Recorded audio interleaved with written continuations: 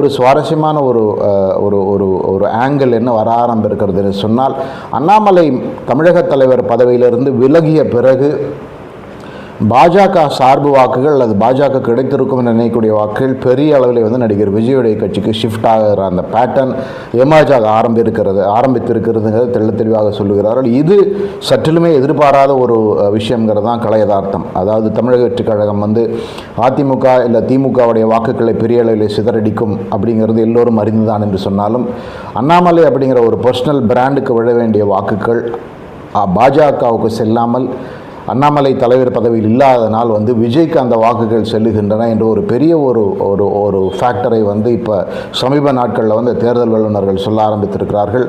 இது உறுதியாக ஒரு பெரிய ஆச்சரியம், அப்படி சந்தேகமே கிடையாது. ஏன்னா நம்ம பலமுறை பேசியிருக்கிறோம் இதை பற்றி. ரைட் விங் ஓட்ஸ், அதாவது வலதுசாரி சிந்தனை உள்ள பாஜகவுடைய வாக்குகள் அல்லது பாஜகவுக்கு போகக்கூடிய